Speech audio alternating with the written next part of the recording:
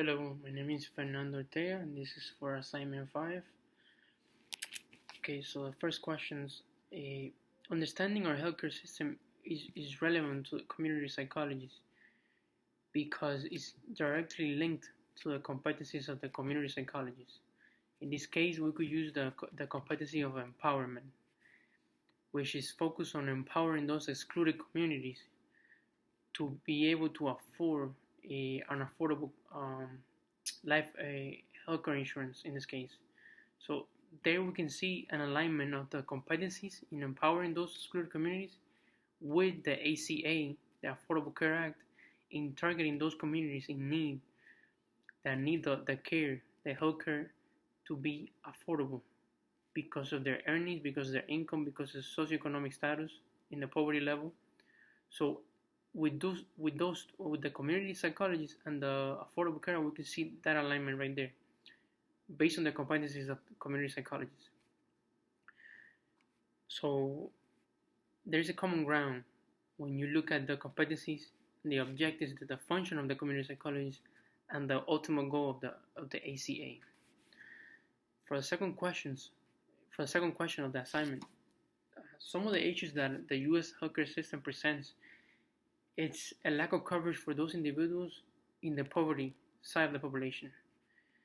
We could see that minimum wage employees, even if they have healthcare, they have an obstacle when it comes to covering their family members.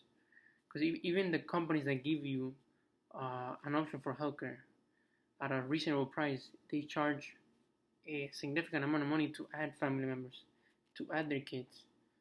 So that right there is a problem of itself. Even if you have healthcare in this country, you still have struggle to cover your family in this case. And then in some cases, in the worst cases, companies or let's say minimum wage jobs, they don't offer that option. They make you work full time, or they make you work a certain amount of hours, or be with the company a certain amount of time for you to even qualify for private healthcare insurance. So that's one issue, an important issue. Affordability in this case. Also, the system discriminates those with pre-existing conditions. So anybody that has diabetes, heart disease, cancer, all these pre-existing conditions that can present, in their view, in the view of the private companies that give you healthcare, a risk. So they assess people like a risk management option, like a car or like an investment, basically. They know about the pre-existing conditions, so they evaluate that the cost, long-term cost. So they either refuse to cover people in this category, or they make it unreasonably expensive. So that's when we have a problem. Another issue right there is the way in which the companies judge people to give them coverage, which shouldn't be this way. It should be from a human side perspective. We should look at how to find ways to make it more affordable for these people that has no control over the disease, over the existence of that disease in their body, of the prevalence of disease. They don't have control over this. The only thing they could do is manage the disease with proper coverage. So how to control?